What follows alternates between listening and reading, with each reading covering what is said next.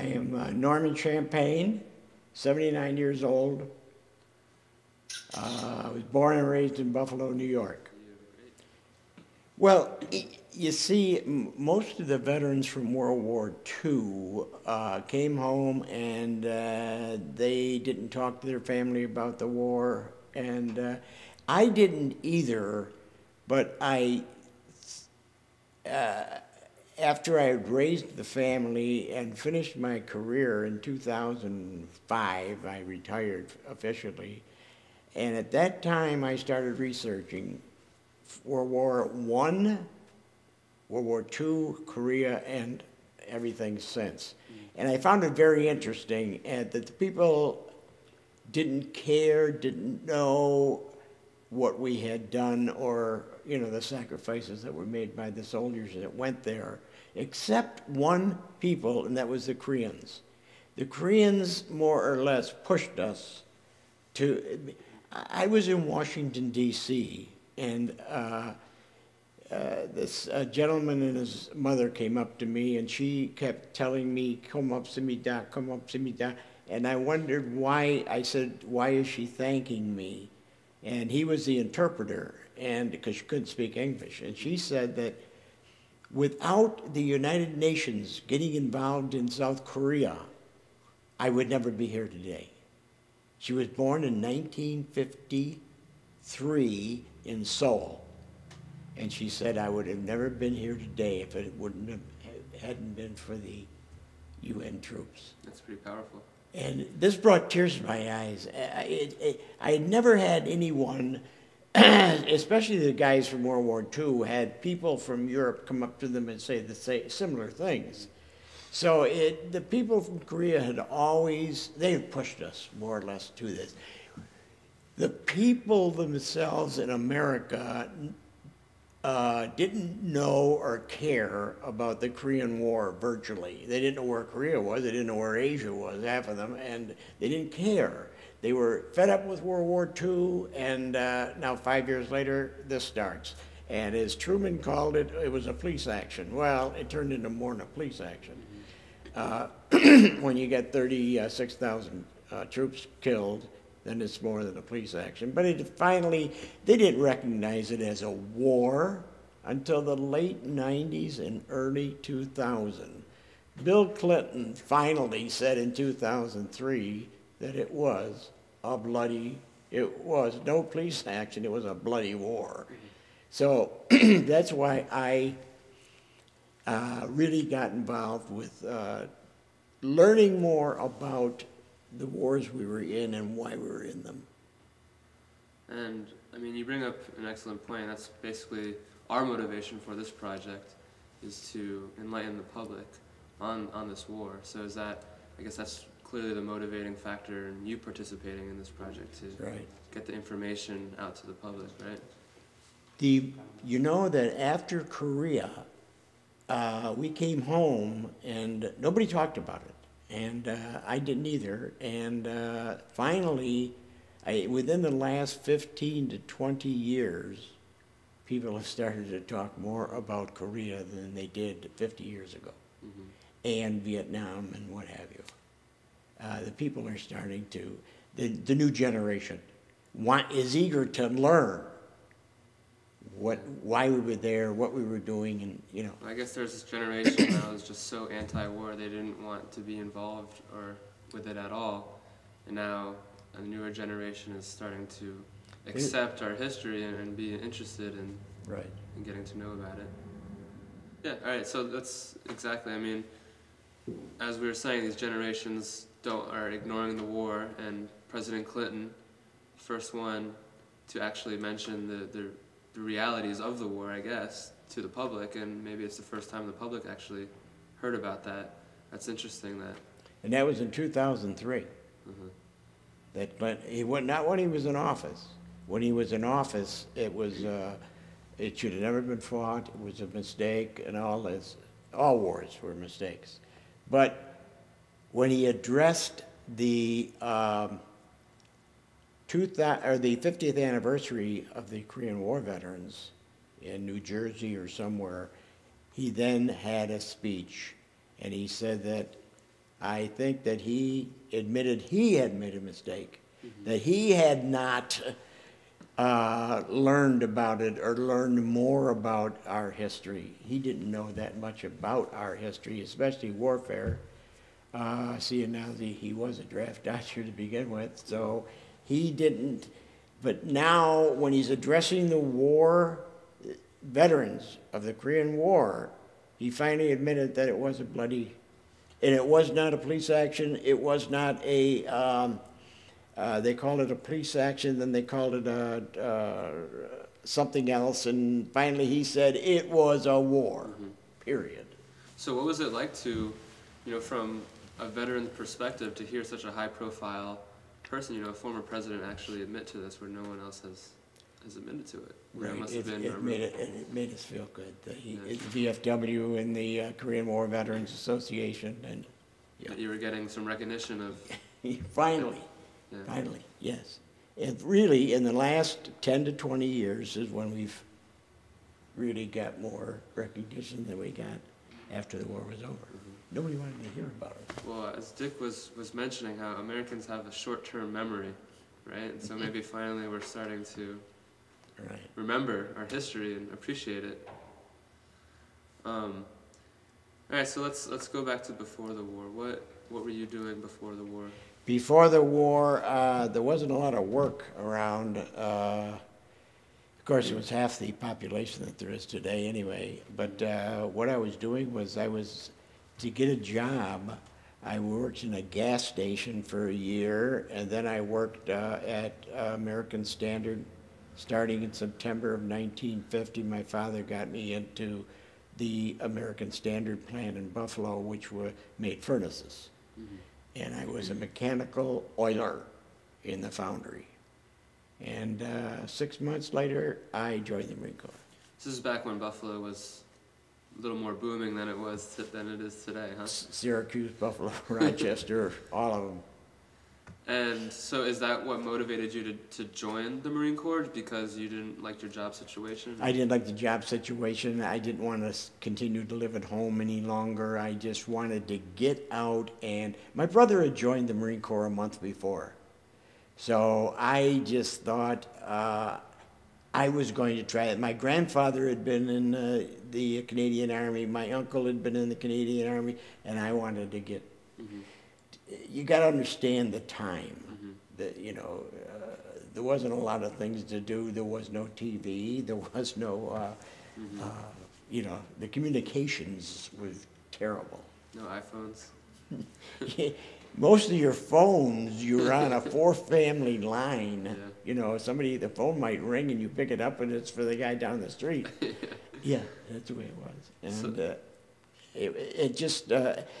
I wanted to get out and see the world. That's what I really wanted to do, was see the world, see something besides Buffalo, New York. Yeah. I went down and joined the Army, and the Army said that they weren't taking anyone within the next few months because they were trying to straighten out the people, the amount of recruits they had, and they were overstaffed and all this. And even though Korea was going on, they had thousands and thousands of young men who had enlisted, and they were starting to draft, or conscript.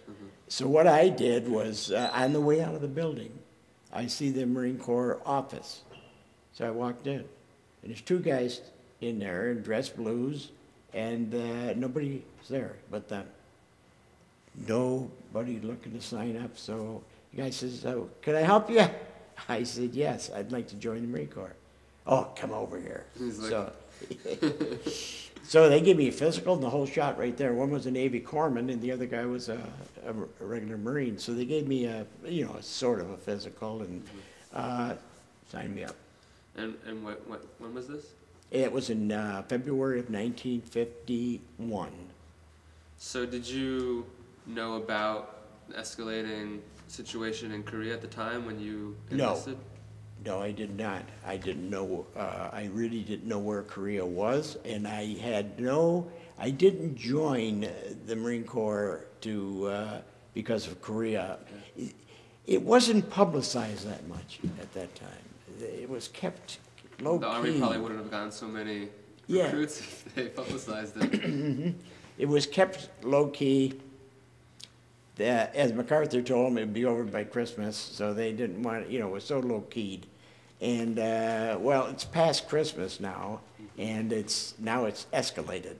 And so I did hear about this thing, way over in the east, near China or something. There was a war going on, or some sort of a conflict. Yeah. So I joined the Marine Corps, again, though, as I said, to see the world and to meet other people and get out of Buffalo, New York. And I was 18 years old. And I turned 19 in boot camp. Where was that? At Parris Island, South Carolina. And I was there for 12 weeks. And went through, see, the Marine Corps, when they take you through boot camp, everyone is trained to be a basic rifleman. It doesn't matter if you're going to end up driving a truck or if you're going to end up in communications. You're all trained as one basic rifleman, 0311. And then they from assign you after that? After that. Then you know from there that you might, because when you're interviewed, you tell them what you're doing. And I was a truck driver, part-time at night. And so after I was through boot camp, they assigned me to the 2nd Marine Division at Camp Lejeune, North Carolina. And at Camp Lejeune, North Carolina, I joined the 2nd Medical Battalion as a ambulance driver and supply hauler, or whatever they wanted done. And but through the year of 1951, I was on 3 amphibious landings, 1 at Vaquez, Puerto Rico, and 2 at Camp Lejeune, North Carolina, where we made actual full division amphibious landings. Could you describe that a little bit? Could you describe?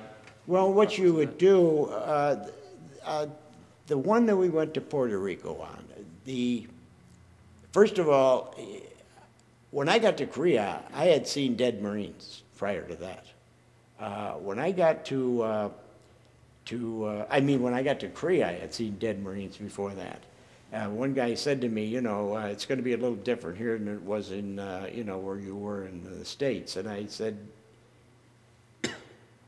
this won't be the first time I've seen a Marine dead. I said, I was in the 2nd Medical Battalion, and on June the 5th, 1951, they had a live round maneuvers we were going through at Camp Lejeune, North Carolina, which is a huge, huge, huge post. And they had combat readiness areas. They had areas where close ground support airplanes could come in and bomb and all that stuff. The Navy could fire their 16-inch guns on land into North Carolina. But when we got an alarm one day. There was the 6th Marine Regiment was on maneuvers, live round maneuvers, and they were hit. 2 81-millimeter mortar rounds landed short and hit the CP, the 6th Marines. They killed 8 Marines and they had 21 wounded. So we went in with our ambulances, and that's the first time, lined the dead up along the road waiting for Graves registration, and took the other guys to the base hospital. And during the 2nd maneuver when we landed at Vegas, Puerto Rico, we had 6 guys killed at the beach, run over by Amtrak's, in the assault. You have a full division assault, yeah. And you're trying to land about 12 to 15,000 troops. And you have a lot of LCVPs, which are the landing craft vehicle personnel type ship, the Higgins boat. They would take a platoon ashore or a squad or whatever. And when we were taken ashore, some of the boats were caught between one another, or the boats would slam together and somebody get caught in between them.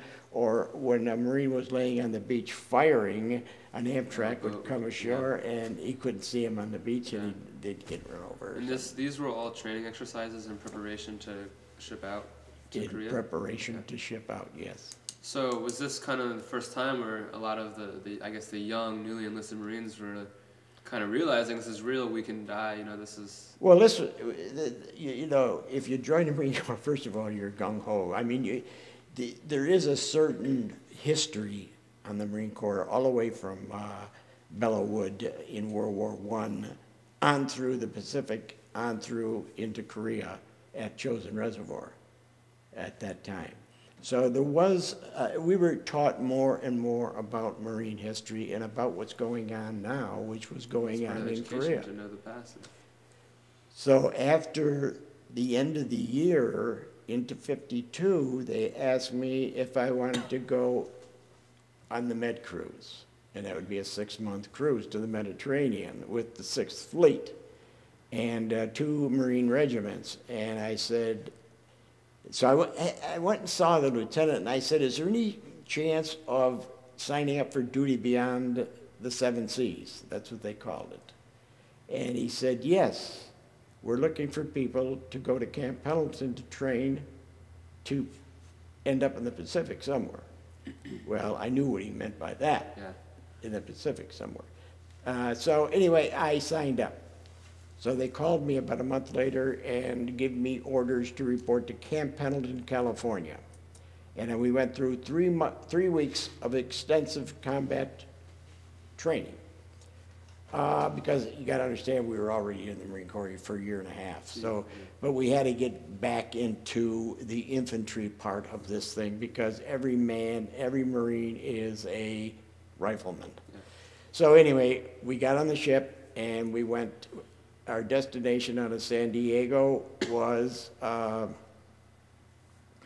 Kobe, Japan, and we hit a. That was, you know, you don't get scared too easily when you're 19, 18, 20 years old, unless the guy beside you gets blown away. But you get on that ship, and we run into a typhoon near Wake Island for 5 days. We're in a typhoon.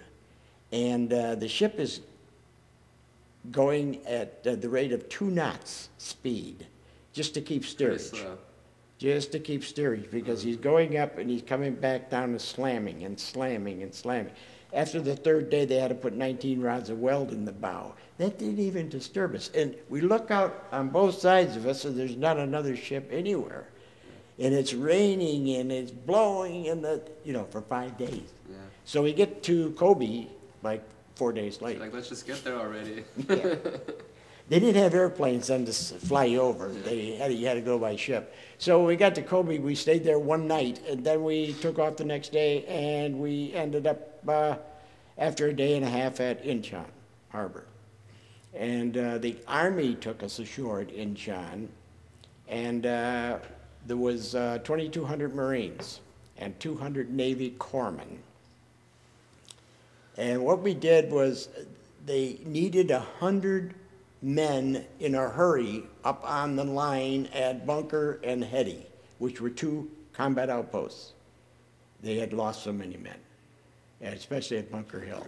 And so they called out our names to stand over there, and we'll tell you what you're going to do next. So we all stood up, you know, in a column of 2s or whatever, and there was 100 of us, and there was a train there just near Yangdong-po. And we got on the train, and we went north to Moonsuni, railhead. And when we got to Moonsuni, when we got on the train was not a Amtrak. The train was a old narrow gauge railroad that had boxcars. Yeah, ship livestock and cargo. Huh?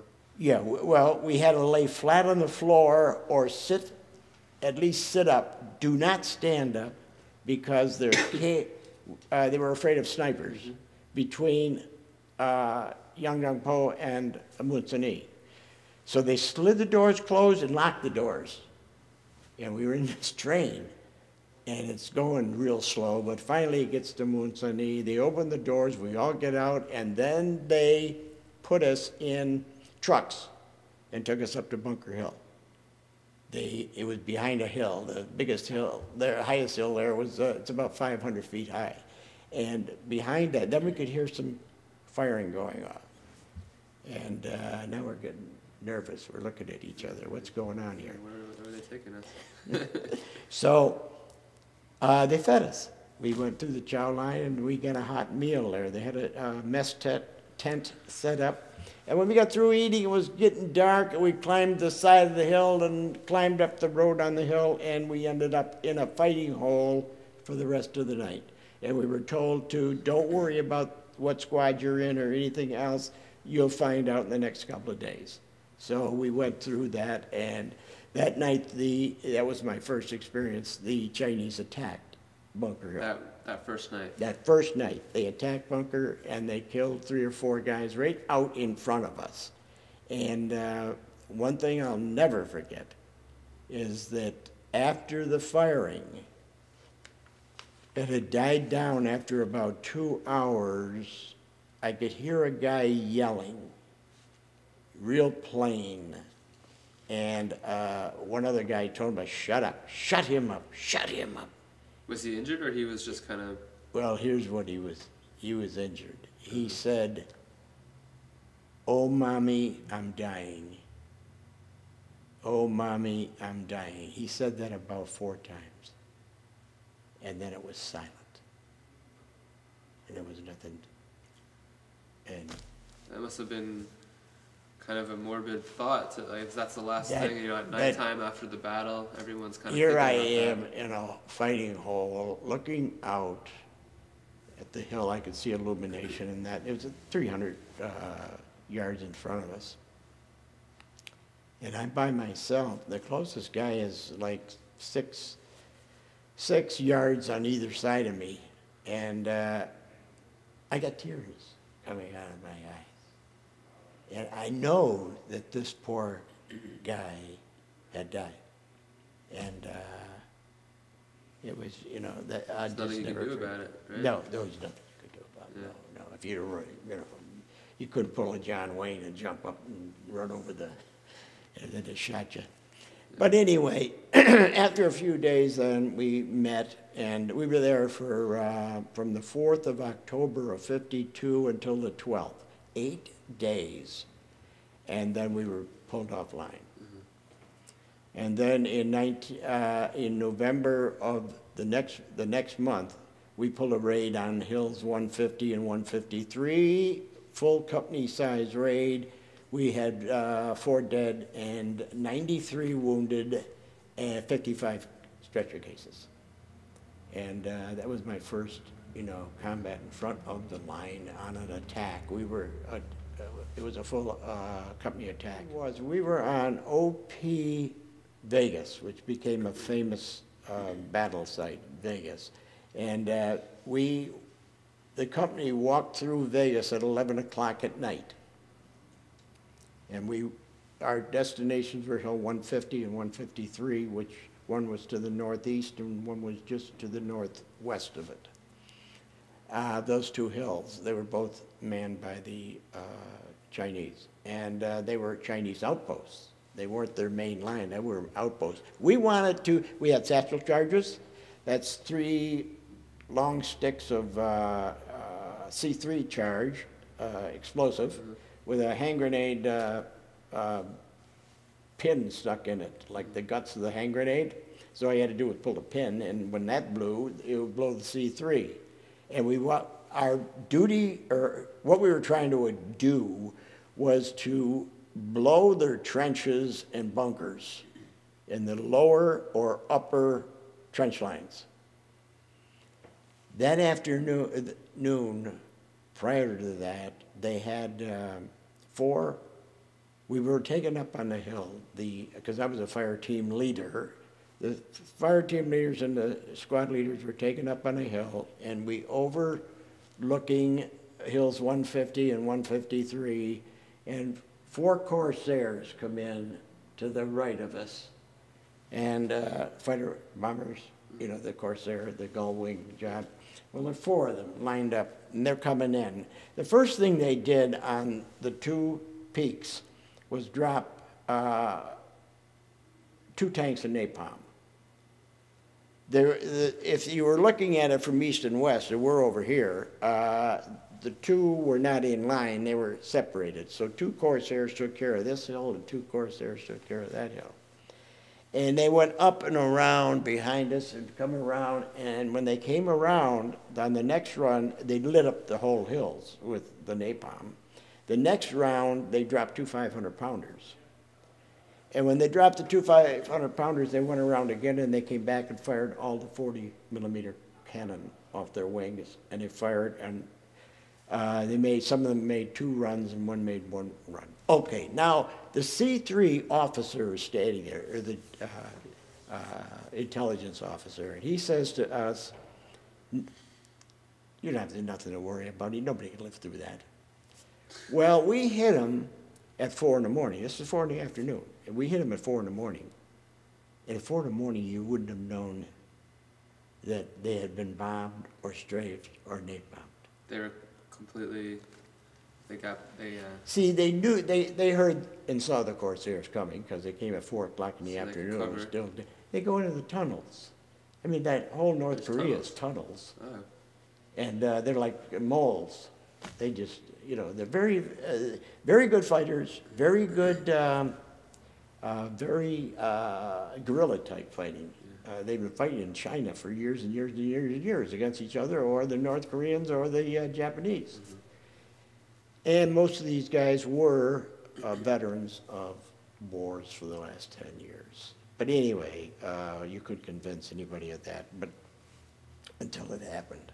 So after that battle, we went back into reserve again, and then we went back online, and we served for the next 6 weeks from the middle of December through January on outposts, which we called Nevada cities, Reno, Vegas, Carson, and there was the Reno Block, or Elko.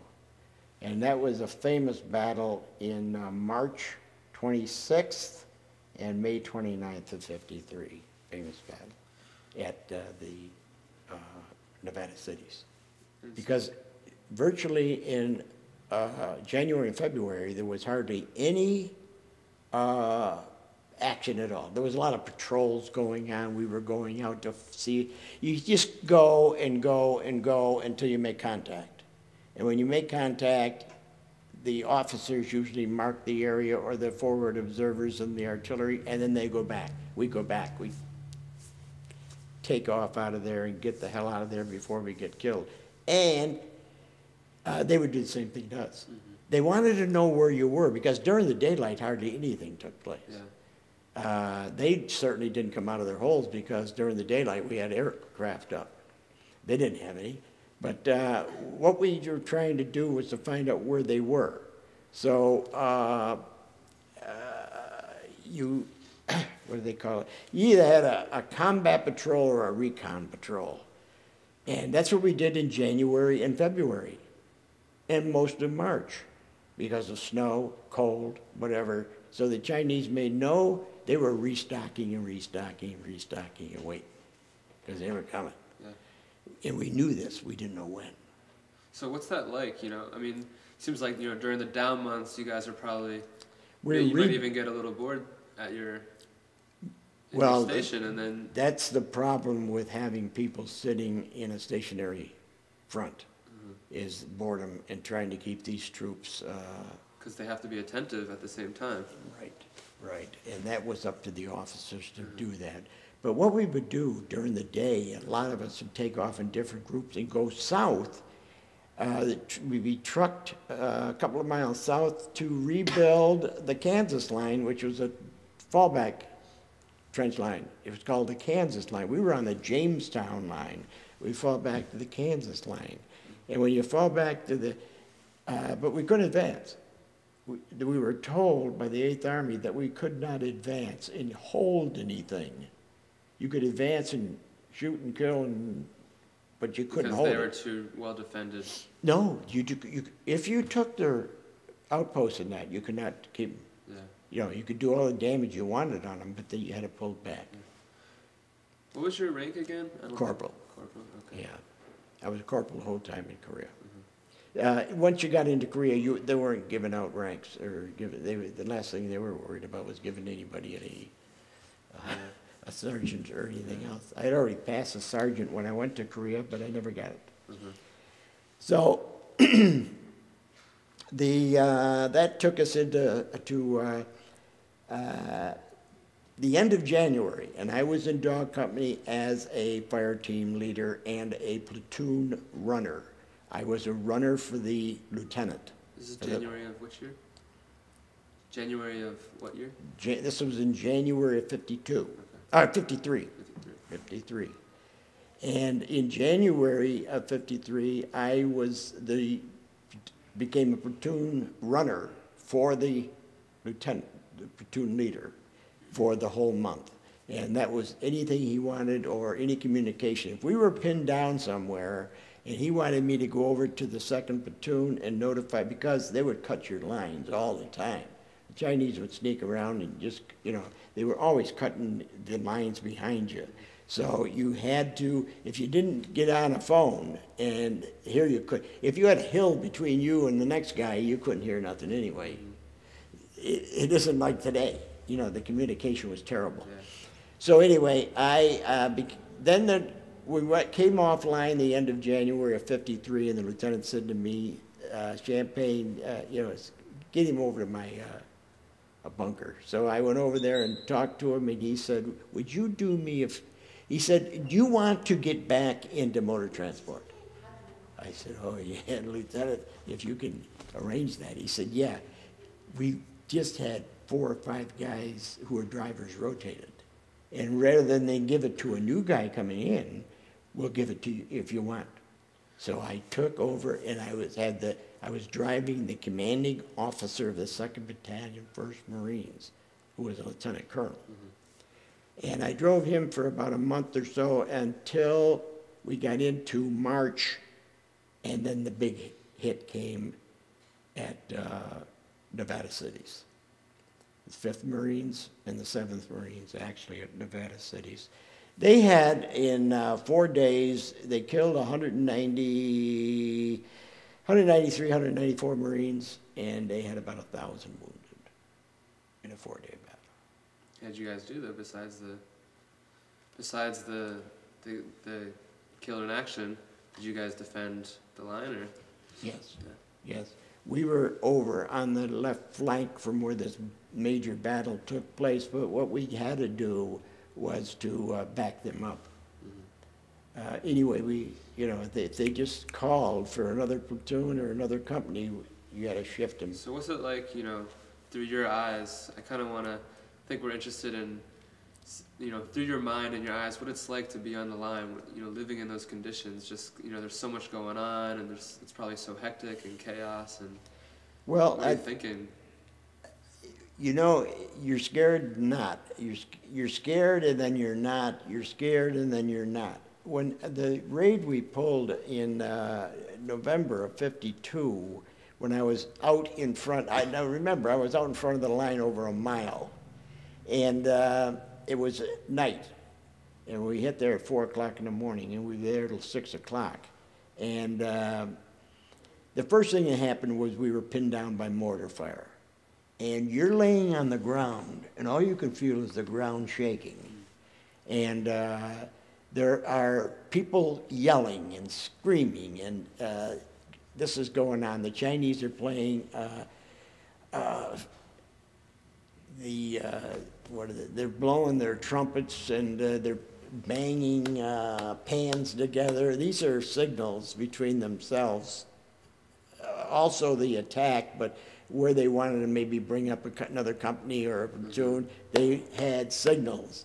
And this was just all this noise going on, but the artillery, both ours going out and theirs coming, they knew where we were. And we laid there in that ground for about 15, 20 minutes. You couldn't move because of the mortar fire. Yeah. And at that point, you're digging into the ground with your hands because you know you're going to get it splashed any minute because you don't know what's coming. Yeah. You don't know, and you can't move. You can't get up because you can hear the whirling of shrapnel going over your head. You could hear it constantly. And they knew if you stood up, you were done. Yeah. So you laid there, and finally it stopped. And they moved their firing pattern off to the right. We then You're ran. like, let's get out of here. Well, the sergeant said, there's a trench over here by the road. So we ran and got into the trench by the road. And from there now I'm in another spot. I've got a fire team, which is 4 guys. And now I have 6 machine guns, Chinese, firing at me. And so we had tracers, and now I don't feel afraid. Because you're so in the moment, Yeah, now you just want to, you're trying to hurt somebody now. Yeah. So when you're lying on the ground, thinking about these mortars And that you're might hit you, helpless. are you ever thinking, what am I doing here? Well, you know what I thought a couple of times was, after a while, you don't care if you get hit or not. It's just, it gets to a point where hit me or get rid of me, it does, because you don't know how the hell you're going to get out of there. Yeah. You just have no concept. I mean, that's a scary thought. You don't know what's going to happen next. You don't know what's going to happen. And you can hear other people screaming, and they've been hit, and yelling, and crying, and what have you. So, because, anyway, that's what went on. And especially, I went over to, because I was driving now, took my commanding officer over to the 5th Marines when they got hit at the Gambling Bowl or Nevada Cities, and it was just, this went on for 4.5 days, and we went down to eat breakfast at the base of the hill the second day with my colonel. I took him down there, and I'm telling you right now,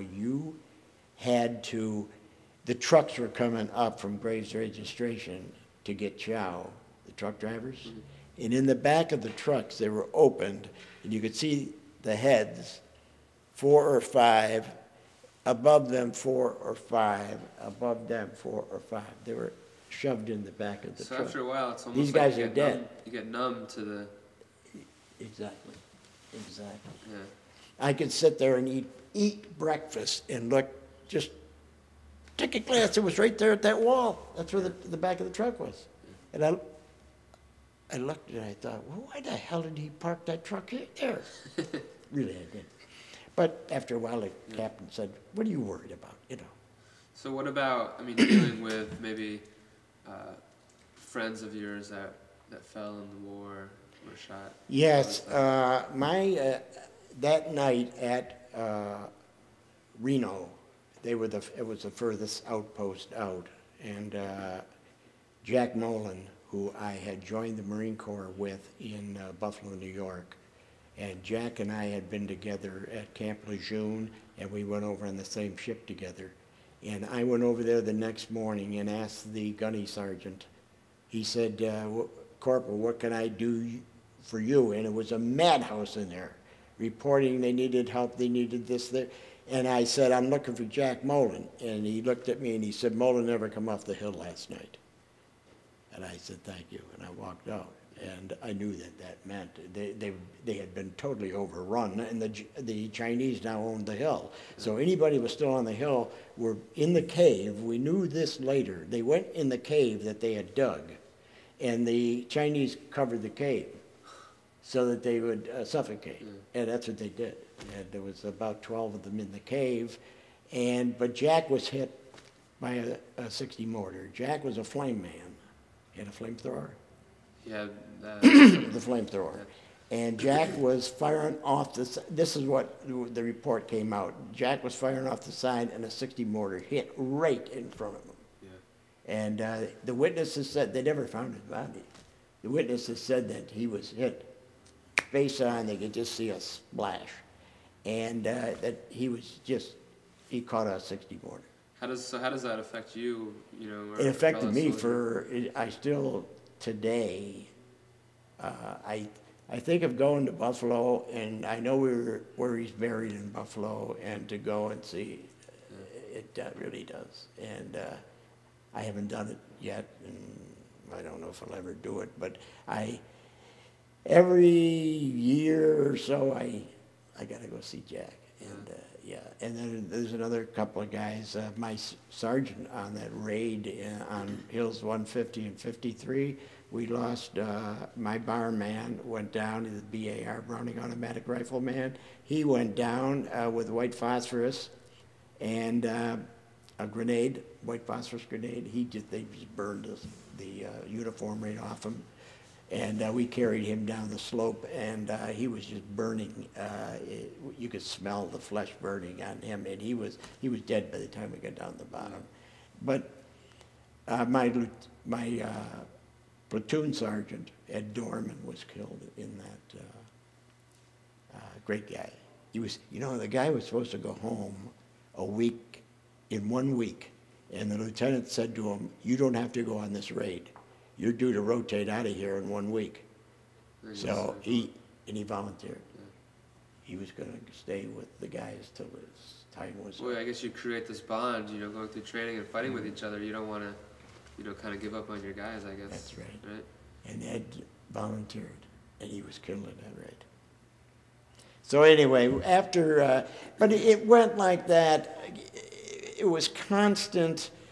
When they weren't attacking you and you weren't attacking them, there was all kinds of patrols all the time. When you went into reserve, you had jobs to do. You were working, doing, rebuilding bunkers on the outposts because of artillery fire. But without the KSC, the Korean Service Corps, now the Korean Service Corps was our labor department. They were Korean men who were too old to fight or too young to fight. But most of them were older, and this was called the Korean Service Corps, the KSC.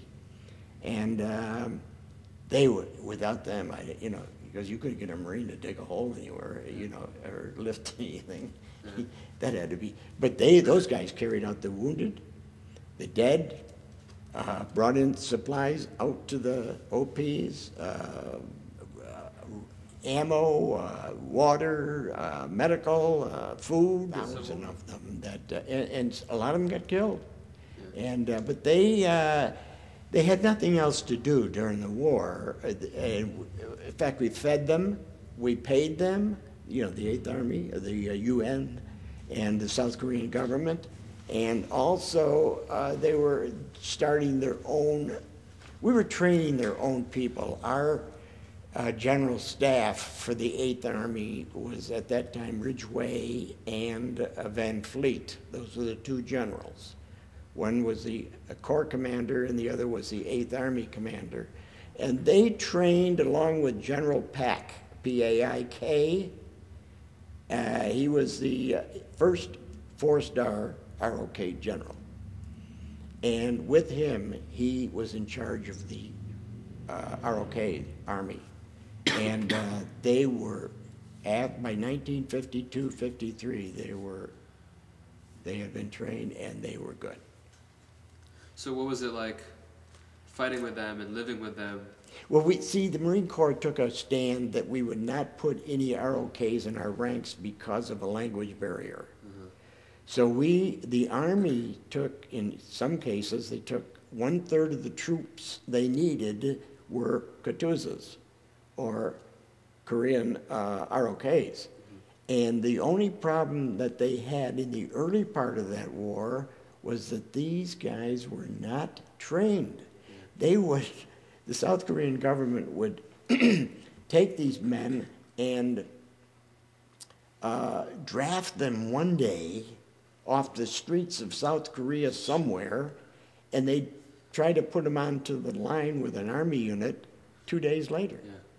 They'd never been trained or anything. And then they couldn't speak English. Yeah. And now you talk about frustration. You're a sergeant or a lieutenant, and you're trying to get a group to move forward in an attack, and they can't speak English. Did it even seem almost like a liability to your unit because you can't necessarily... The troops, it really hurt a lot of the troops.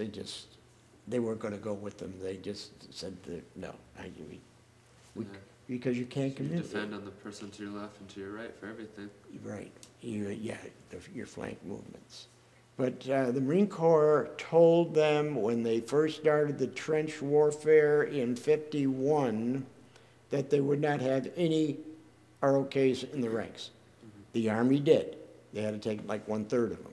But then there was ROK units by themselves with interpreters. Always had, we had interpreters in our ranks in case we caught a prisoner. He could speak Chinese. And what we would do, so we never had that problem, the Marine Corps. But we did have our own unit to our left flank. Across the Panmunjom Peace Corridor, there was the, because we were from Moonsani northeast toward the Samashan River. That was where we were located. It was around 40 miles or something. But to our left was our own unit under Marine Corps guidance, was the KMC, the Korean Marine Corps. And they had a couple of hundred Marine officers in their ranks who were running. Were they trained by the United States Marine Corps? Yes, sir. Yeah. They're trained by the Marine Corps. And did you share camp with them when you weren't on the line?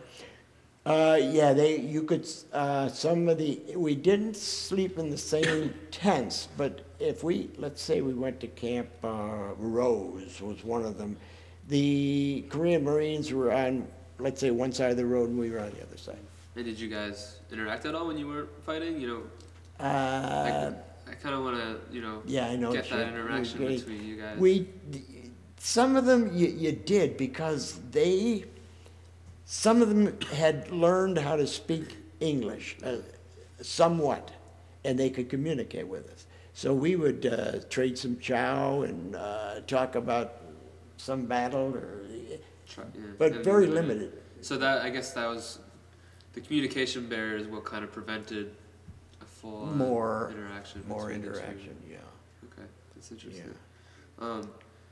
So did I guess the United States Marines learn anything from them? I guess different guerrilla techniques or just culturally or? Yes.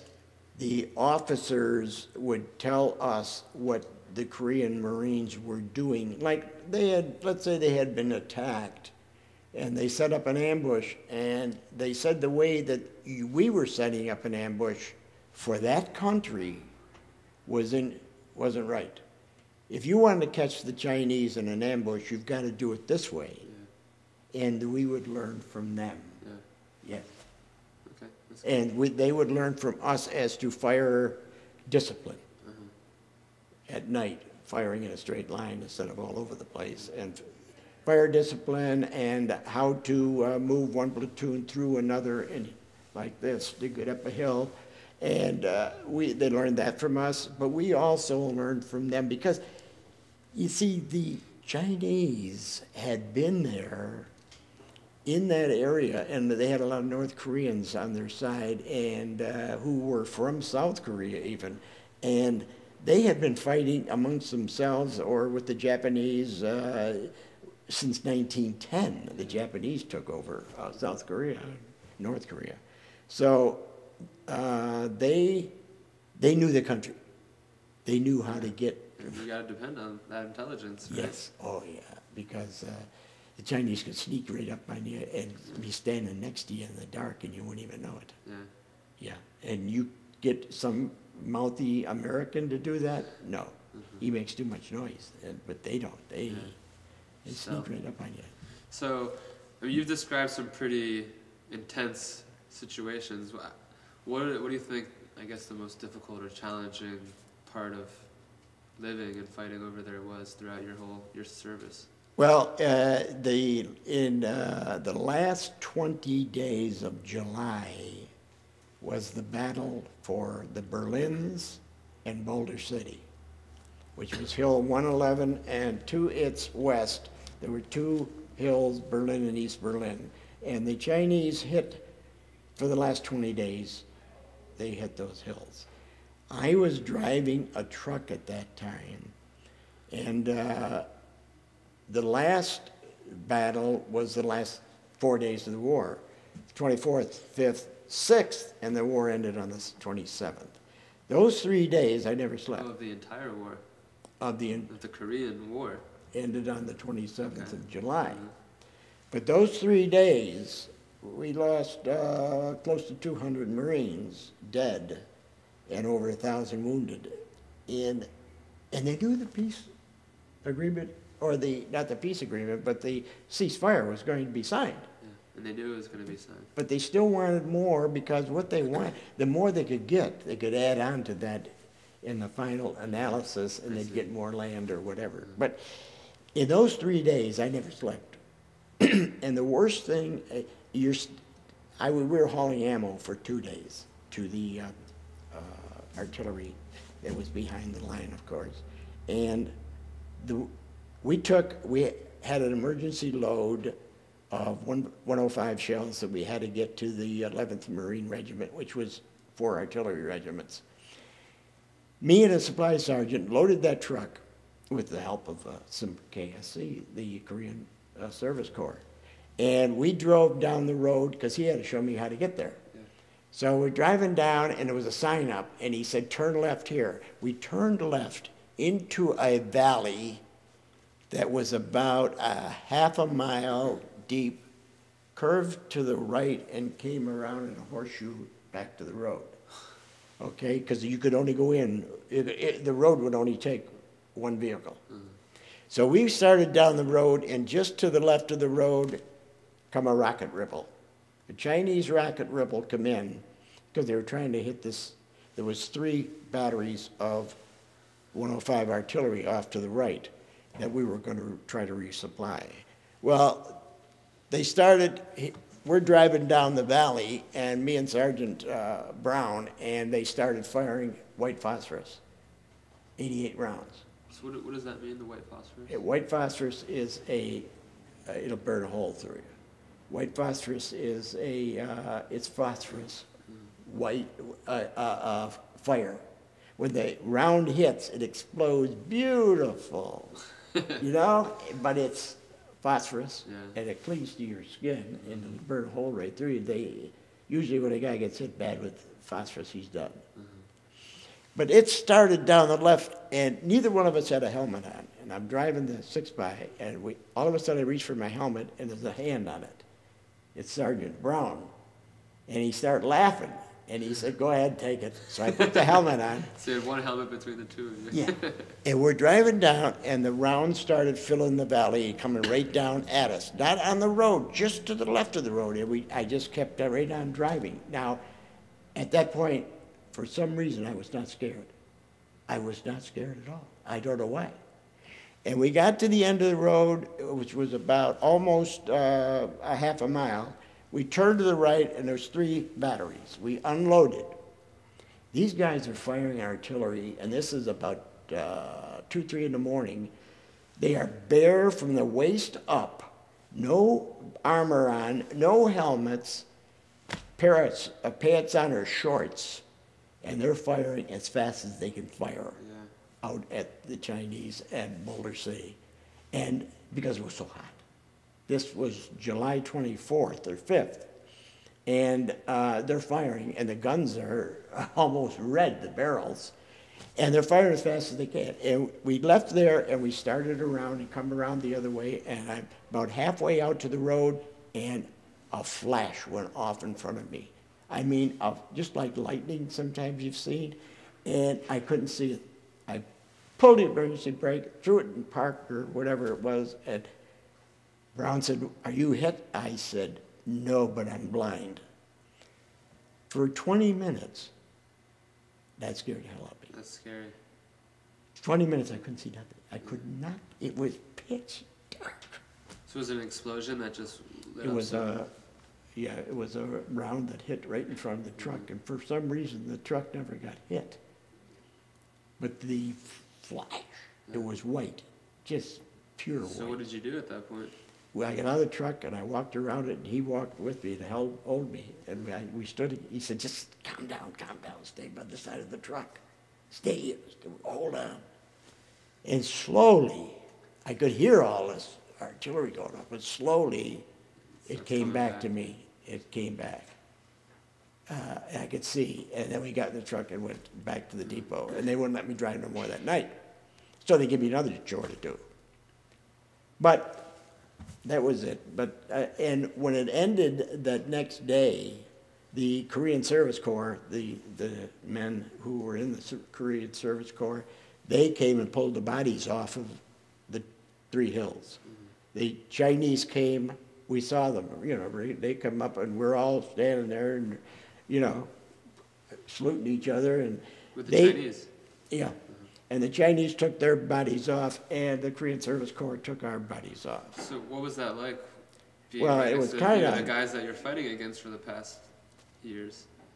you know, after a while, you kind of, as one lieutenant that I know very well said to me, he would like to meet the guy that put him down. He was shot twice at Chosin. He would like to meet that Chinese soldier and sit down and have a beer with him and just talk. So is it like a mutual respect? You know, you guys, you're fighting at each other, but you know, you both kind of respect. Yeah, I don't hate any Koreans, North Chinese or any. I don't. None of them. I would like to talk to them and find out why they did what they did, and they probably asked me the same question. Yeah. And but the greatest thing, though, as I say, was the ROKs when they were by themselves, and the armies, the Americans by themselves, as far as the communication went, the language barrier. And the Korean Service Corps, without them, we didn't, you know, and they just, as I said, they took out the wounded, they took out the dead, they brought us supplies, they did everything. And when that battle was over, and there was 154 dead Marines out there somewhere, they came and they put them on stretchers and brought them back. Was it hard to go through those last 4 days knowing that there's going to be a ceasefire and you know you guys are kind of ready to ship out or whatever? And, that's right. Yeah. There was a lot of guys that they really started to complain at that point. Yeah. What are we doing this for? Yeah. What are we doing this for? And if you had a good sergeant or that, he would tell you to shut up and just keep, you know, doing what you're doing. Yeah. When it's over, they'll tell you when it's over. Yeah. But it's frustrating. Some generals left Korea because of the frustration, because they thought they were going to attack and go right to Yalu. Even in 52, 53, they thought that was still the plan. So they're frustrated with the leadership above them, who, you know, making the plans for the policy of the war. Of the policy of the war, yes. And you see, if you had a mission at night and you had a bunch of Chinese, then you'd set up flares and you could see them in the valley, and they wanted to blow them out, fire full artillery support against them. They had to call 8th Army and get permission to do this. The 8th Army might not call them back till tomorrow at noon. Yeah, and the Chinese, then they could have moved, or they're gone. Yeah. So General Walt at 5th Marines one night, he got wrapped. He got put over the coals for this by the 8th Army. He spotted about 2,000 Chinese beyond the Reno, Vegas, Carson. Somebody told me his outposts. These are listening posts that you put out in front of your outpost in no man's land, and they heard things and they reported to him. So he sent up flares, and the flares lit up the valley, and God, there they are. It's like a whole battalion coming toward them. So he did not call 8th Army. He called the 11th Regiment and told them to fire for effect and gave them the coordinates. And they fired and fired and fired. The next day, 8th Army wanted to know what was all the noise about over there. So he said, "Oh, didn't anybody tell you?" He did, really. And he was sent home shortly thereafter. Because so it's an interesting dynamic between, I guess, what the units on the ground are seeing and what the people making decisions are doing. And, you know, it's like calling, it's like calling Washington D.C. and say, with an enemy tank out here. What should I do? And as a soldier, you know, I guess you're there to fight, and you don't want to get mixed up in the politics of everything. Well, that's it. The communication problem we had was not the greatest, you know. I mean, when you take on the east side of Chosin, where you had 2 Army battalions 4 miles apart and 2 mountains in between them, they couldn't communicate. They couldn't tell, one couldn't tell the other how bad of a shape they were in. And by the time you do communicate. Today, the kids 4,000 miles away can tell you what's going on in 1 second. Yeah. So, after the ceasefire, how did you were shipped back home, or? Yeah, it's after the ceasefire. We what we did was to deliver water and pick up garbage and stuff for the division. And what we did was to waiting for a ship, waiting to get rotated out of there. We adopted a bunch of kids. We adopted a bunch of kids down at the river, down at the Mjin, where we used to go down at Munsani. And we adopted these kids, and we put clothes on them, we fed them, and because they had their mother and father had abandoned them or had sent them out to beg for food, because the father was either dead in the Army or still in the Army. And, excuse me, the mother may have been killed during the war, so these children had nobody, they had virtually nobody. So we used to feed them and, the Army actually started some orphanages south of Seoul in Korea. So I want to, I guess, ask you or find out about how you thought about, the Korean kids, but also how your impressions of Korea kind of progressed throughout the war. What did you think about the country when you first arrived versus, towards the end when you were working with these kids? And well, when we first arrived, we didn't know what to expect, for one thing. We arrived in Incheon. We had heard of the battle for Incheon, but when we arrived, we went north on a train. Couldn't see any of the countryside because we were told to lay down.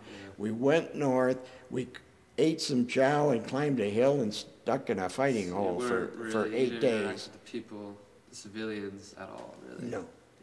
You see, when they started the trench warfare, for the last 2 years of that war, we had a 5-mile civilian stay-back line. So that meant that no civilian could approach within 5 miles of the front line. So we never saw any civilians. Never saw any until after the war. And what was that like? Well, we didn't know if there was any civilians left during the war because we never saw any. Yeah. And after we talked to a couple of people. I remember a woman sweeping the streets in Seoul in August of '53, out in front of her house, a little tiny shack, and she was sweeping the street. And we talked to her, Mama-san, and she told her in broken English, but we could understand her. She sweeps the street every day. And I said, my God, I couldn't imagine my mother going out and sweeping the street every day in front of her house. But the people are they're very clean. They were very nice to us. They really thought we had saved them. And I guess we did. So I guess the Korean people had an idea of what was going on, what the whole war is about, and like why you guys were there. I'm not so sure they knew why the war was going on or what it was about. Back then, in 1950, when it started, the further you were away from that border between South and North Korea, the less you knew, because of communication back then. those people didn't have a radio. They certainly didn't have television. They didn't know why these troops from North Korea attacked them and killed them, and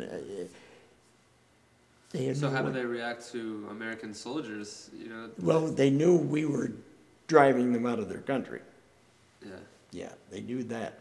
And because we had been all the way down to the Pusan perimeter and been all the way through South Korea, and so they knew of us, and they were told by the ROKs why we were there. Yeah. We was the Republic of Korean Army.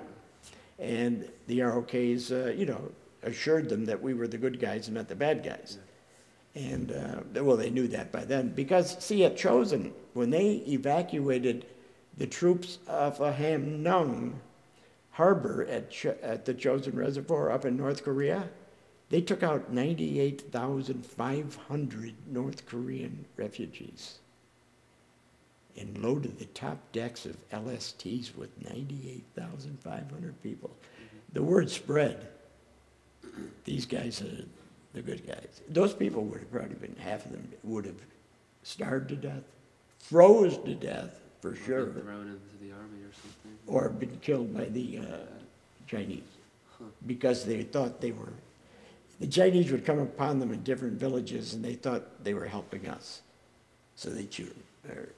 Something like that. Yeah. So, and then when did you actually ship back home? October 13th of 53, our ship left Incheon, and it went nonstop to Frisco. And it didn't even stop in Japan. It took us about 22 days to get to Korea by ship, and it took us 12 days to get back. Well, that ship was excited to get home, I guess. The Pacific going back to the States was like a sheet of glass. No typhoons. No storms. It just barreled right. It was the John Pope, and it was a bigger ship than we went over on. It had 3,400 Marines on it going back. I guess someone knew that you guys were coming home from war, so they wanted to escort you safely. Yeah, but it was. I remember just before the second day, Japan, we had passed the southern tip of Japan, and we're looking north, and there was Mount Fujiyama. You could see no land, but Mount Fujiyama was sticking out of the water, snow-capped, and the sun was setting. It was incredible. That's great. So is that the highlight of the war right there? Yeah, it was. It was beautiful. I didn't have any film or anything. Oh, God. Yeah. But I'm sure some guys took a picture of it. I got discharged from the Marine Corps in 2004, February. Now, when I got back to the United States in November, I had a short leave, and then I was, to finish off my duty, I was stationed at Great Lakes, Illinois, which is at what they call North Chicago, Illinois, and that was to as an MP at the Navy brig, taking bad sailors back and forth to court. So how did it become where you transferred, I guess, from the Marine Corps to? Then I would come home, and when I got home and discharged, my brother, who was in the National Guard, and a couple of friends of mine, they said, why don't you join the Guard, blah, blah, blah. And so I joined the New York 27th Division National Guard unit out of Buffalo and 106th Field Artillery for 3 years, from 54 to 57. And did you have a family when you came back? No, I got married, though, a year after I got back. And, okay, well. And then I raised, in 5 years, we had 4 kids. And when you first got married, you were still enlisted. That was when you were in the Guard? Yeah. I was, when I was discharged from the Marine Corps as a corporal, and I entered the Guard as a sergeant. Because of my prior experience. Yeah. And how was that starting a family after being back from the war? Well, it was great. But working conditions hadn't changed much. Yeah. There was hardly any jobs. The economy was not good at all yet until you got into the 60s. That's when things started to move. So, I guess I want to find out about how the war impacted you when you got back to the States. I mean, how did it influence, I guess, your life? The reason why you enlisted in the first place was to see the world. Did you feel satisfied with that, or? Yeah, yes, I did. I talked to my father at length about that because he did not want me to go over to Korea to begin with. And he didn't want me going to the Marine Corps to begin with. And but I talked to him about, I had been across the Pacific. I had been in Japan. I had been in Korea. I had been to Puerto Rico, in Vegas, and all across the United States. And it helped me at that point because I had very little education as far as career went. But I got into I was self-taught in mechanical engineering. And I became a sales engineer and worked on that for 35 years. And was very successful at that. So you think, I guess, your experience... My experience, yes, taught me discipline for one thing, and to respect other people. If you're born and raised in Buffalo, New York, you don't know what conditions people around the world are living under. You hear things, but you can't believe what you read in the paper anymore. But the conditions that people live under. Going down to Puerto Rico and going to Korea and going to Japan, and it was quite an experience, especially after the war in Korea. And to see what the people at that point, when we left Seoul, there wasn't much left standing at all, and there was one bridge over the Han. And today, I guess there's 27 bridges over the Han. But the change and the difference, and just the attitude of people in Korea is a lot better than they've had with the Vietnamese or with the Europeans. For those guys in World War II, they still don't have the respect from a lot of them that the Koreans have shown to us. Yeah. And it makes you feel good when that happens. It makes you feel good. As far as I don't care what the people down the street thought about me being a baby killer or something, because I didn't see any babies, so I wouldn't know what that was. But it made me feel good when I saw, especially when you see those kids, the homeless kids, and we help them. And so it must be hard, I guess.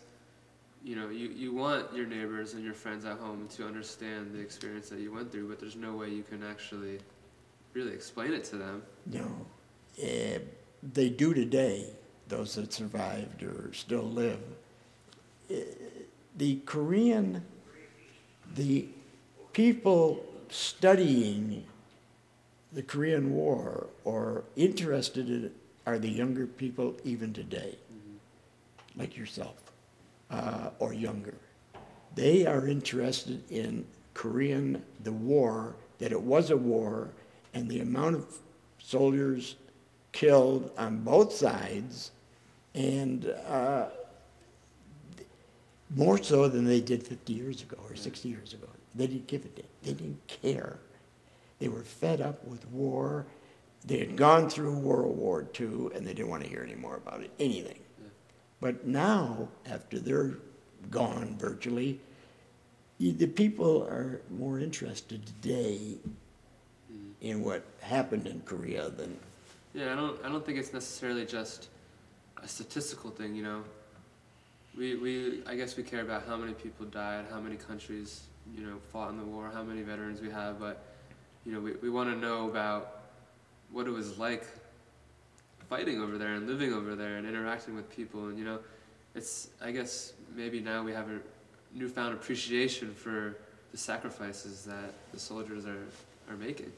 If you're usually online for 6 weeks at a time, because it would start to prey on your mind after a while, especially if you're under a lot of heavy. Every day there's incoming and outgoing, and after a while you got to learn the difference between incoming from the sound of it and outgoing artillery. But you're under pressure all the time because you can hear the rounds going off and you don't know if they're coming to you or not, and you're out on patrol every night, and it's no picnic. It never is. There's no, you're under the pressure all the time. Yeah. That's why they try to relieve these guys after 1 year.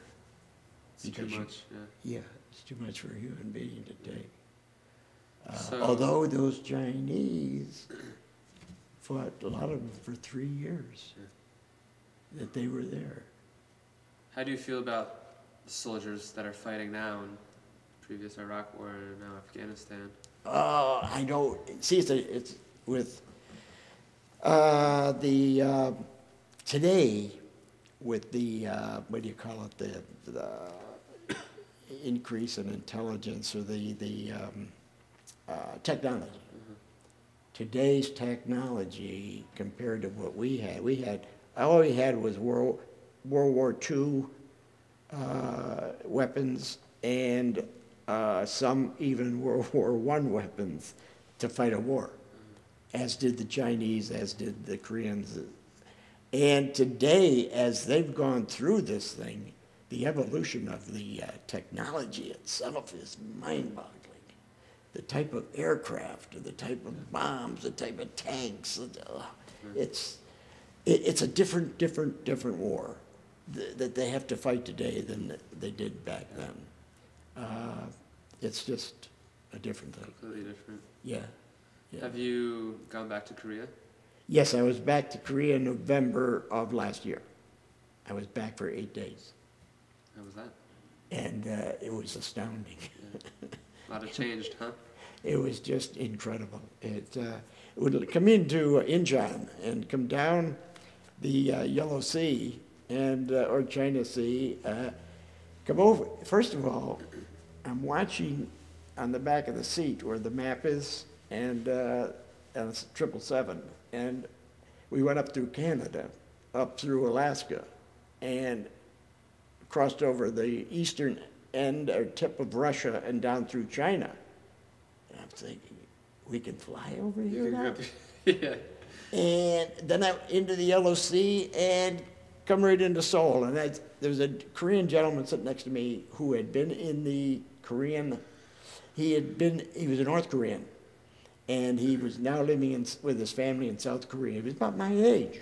And he said that as we're approaching Seoul, or Incheon, he said, I said, where? Because all these apartments lined up like. Oh, yeah. And I said, where is Incheon? Right here. He said, right here, right here. I said, this can't be Incheon. Yeah. He said, yes, this is Incheon. You ain't Incheon. It was incredible, just incredible. But that country is so beautiful. If there was no war, the country itself is so beautiful. It's incredible. So what was it like actually being there, again, after all these years have passed? Well, there was a lot of growth that had been replaced or grown in, and the foliage was beautiful. And the tunnels, what they've done with the roads, they don't go up and over them, around them. They go tunnel after tunnel after tunnel. When you're going from Seoul to Chorwan, it's just, it's incredible. But then when you get to the observation towers up in the north and you look out into North Korea, it's a shame what they could do and then you look back to the south and you see the difference. Yeah. The foliage, and their hills are still barren, and you wonder what they're missing. It's incredible. Yeah. I don't know. What do you think? Yeah, I guess you don't want to get too political, but No. it's interesting to. Yeah. that you'd think somebody would wake up and say, what are we doing? Yeah. Let's open the border. Let's, because the country is a beautiful country. Beautiful country. So if another escalation happened in the region again and you were physically fit... I'm gone. You're gone? Yes. No, I'm going to hide if they call again. Yeah. No, but it helped me personally in my life to find out how people lived in other parts of the world. It certainly did. I just couldn't believe. Of course, back then with no television, no radio half the time, and no, Well, it's something that not just people in Buffalo don't experience. I think the majority of Americans don't know what it's like in the rest of the world. And that's true. That is very true. yeah. And people are people. I don't care where they are. And they all love something or somebody. And they're not all killers. And it's just amazing. Once you get to know them. Right. Or once they get to know you. Because they're on told. On a human level. On a human level. Yeah. Because they're told other things about you. What a bad guy you are. But when you meet them face to face and can sit down and talk with them, they're just like you. That's right. We're all the same. Yeah. So what we're trying to do basically is one of our best programs is Tell America. And we go into the schools in the summertime generally, and what we do in the schools is talk to the children. We have posters, we have pictures that we put on the fold-out styrofoams, and we show these kids the pictures of what went on during the war, what went on after the war, and you're talking to 7, 8, 9, 10, 11, 12, up to maybe 15-year-old kids, and some of them ignore it. But you find more and more they want to know. They want to know how was it, what was it, and more so than their parents. So educating the public. Yeah, that's what it's more all so about. than their parents. Yeah, and it's remarkable. But that's our main focus is Tell America.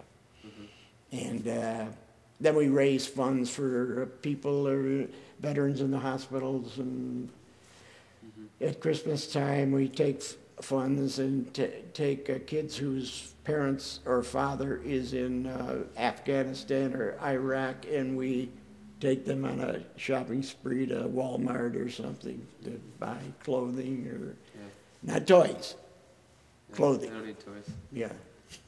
I think after World War II, most of the people came home, the soldiers and sailors, the troops came home, and they didn't discuss what happened in the war with their family.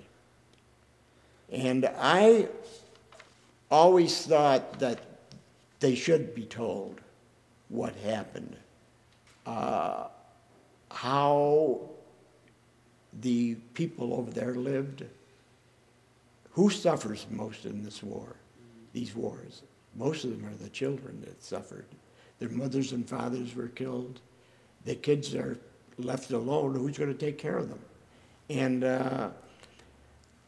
I was in Canada last year at the Wall of Remembrance for the Canadian Korean War veterans on the 27th of July, the day it ended.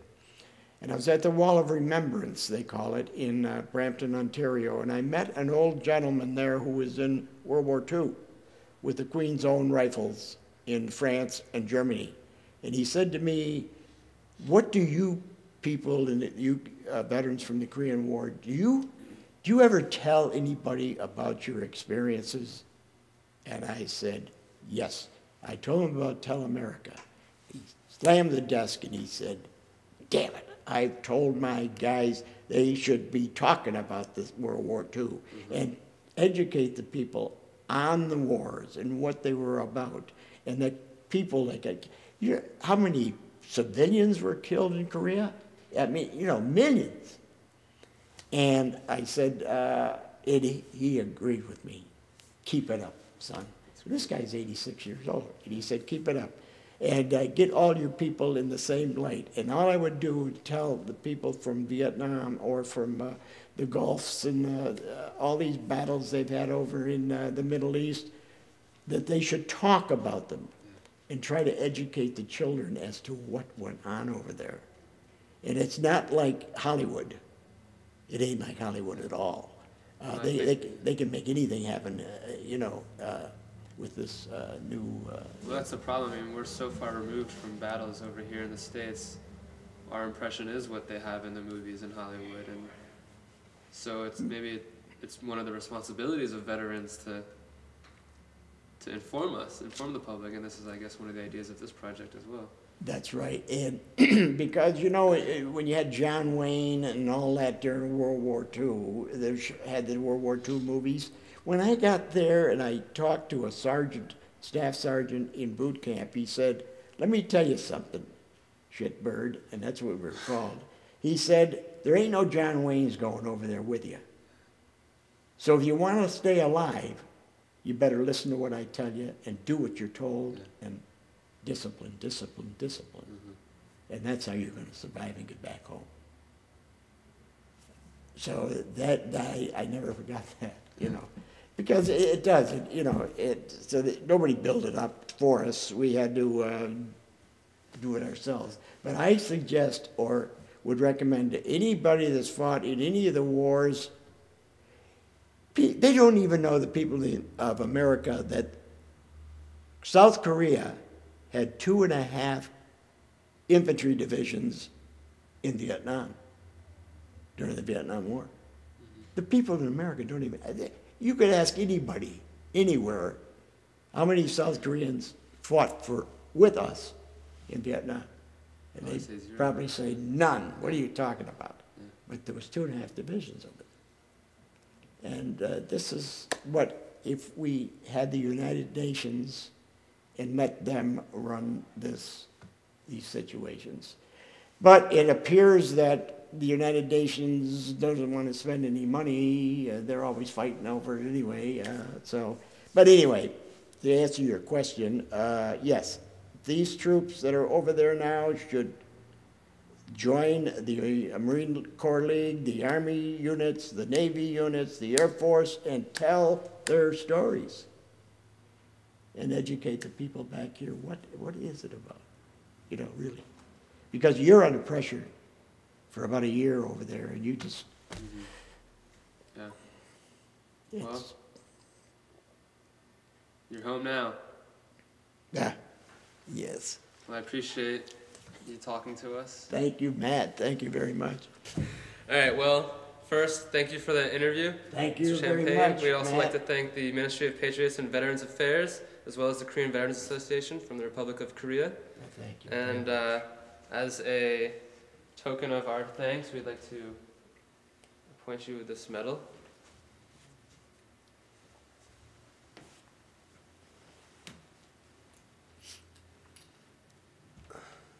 There you go. There we are. Thank you very much. Appreciate it. Thank you.